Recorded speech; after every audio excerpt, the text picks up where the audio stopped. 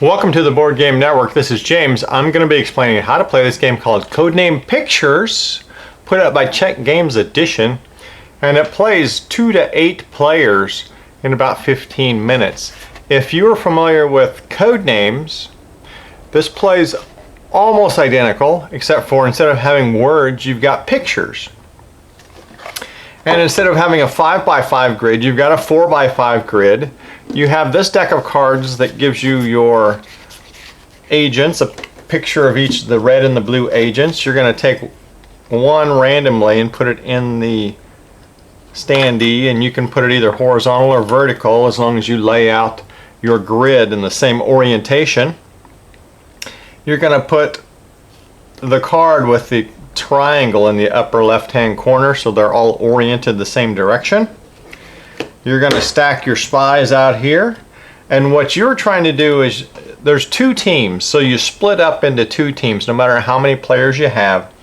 One of you is the red team, one's the blue team, and so each team has one person who's the spy master, and he's going to give clues and try to get his people to point out their agents on this card.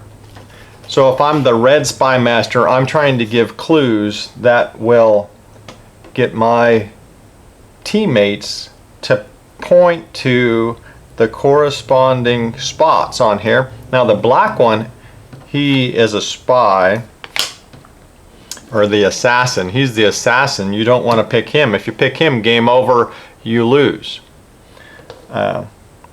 If you pick the tan ones, those are innocent bystanders, and that just ends your turn, but you keep, then the other team goes. So you can keep going, and the way you do the clues are you give a word and then a number. So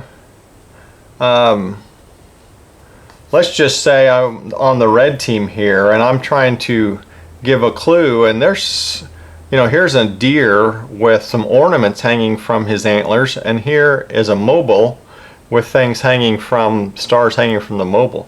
So I could say something like hanging and then 2, and the number 2 means how many cards I am giving you a clue for.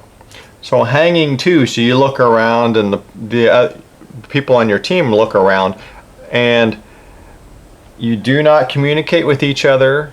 You do not start to grab a tile when they talk back and forth. You completely ignore your teammates until somebody touches one of the cards. If they touch the card that you gave them the clue on, if they touch your team's card, then you're going to cover it with a red spy. And even if they touch a card that's not one you were giving them a clue for, like over here, you'd still cover it. So it doesn't matter whether it was a clue that you gave, a card that you were trying to give them the clue for, or any other clue. You're going to cover it with either a red, a blue, an assassin, or an innocent bystander based on what this card says that one is. If they get it right, they can keep going and finding another card and another card, and they can do that until one more card than the number you said. So when I said hanging 2, they can actually make 3 guesses. Now on your first turn, that really doesn't, you really aren't going to be doing that, because if you got 2 right, you probably are not going to take just a random guess, because you might help the opposing team, or you might pick the assassin. But if you missed some clues and you're on the 2nd or 3rd or the 4th round, you can remember some of those clues you missed, and you might have a better idea on which one that they were talking about, and so the number of the clue plus 1 helps you pick up some of those that you missed in previous rounds. And so you simply go back and forth between your teams until somebody has picked all of their colors, and once somebody has picked all of their spies out, all of their team's color, then they win the game. And all you have to do to start a new game is flip the cards over, and you got a picture on the back, and you can start a new game. Now the starting team is the team that has this light on the side, so red would be the starting team here, and the starting team always has one more spy to find. So the red on this card has 8 spies that they have to find, and the blue has 7. One of these tiles is like a double agent, so you flip him over based on whether you need 8 reds and 7 blues or 8 blues and 7 reds. And that's how you play the game. There are a few variants in here that you can play. There is the assassin ending, which is not in the regular CodeNames game, but it says that you have to pick out the assassin as your last card. So once you've found all of your spies, you also have to find the assassin. If you happen to point to the assassin before you're done, you have to pick out all the rest of your cards or you lose the game.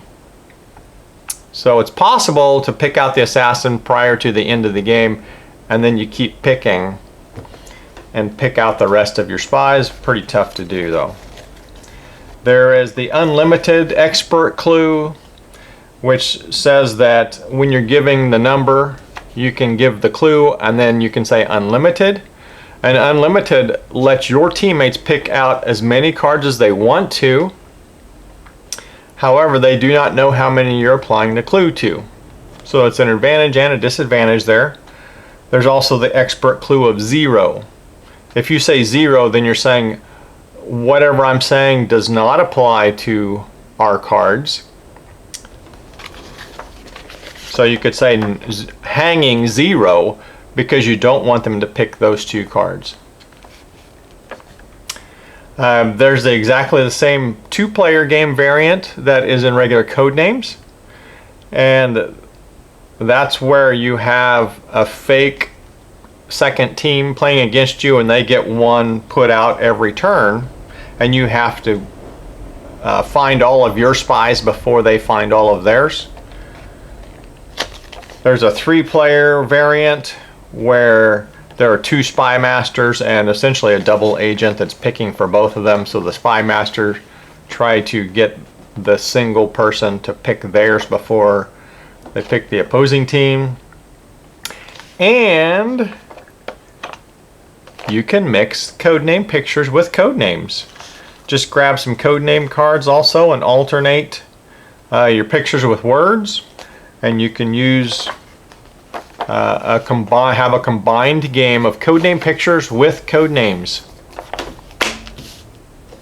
So that's all there is to this game called Codename Pictures. Make sure you tune into all of our videos here at the Board Game Network. And I don't know what to tell you as far as if you don't own either one of these, you should go out and get one of them. Which one to get? You know, they're both fun. They both are essentially the same game. So one is not better than the other, and but if you already have one and you want some more variety, go ahead and pick up Codename Pictures, or pick up Codenames if you've already got Codename Pictures. Make sure you tune in to all of our videos here at the Board Game Network to learn how to play all the latest games.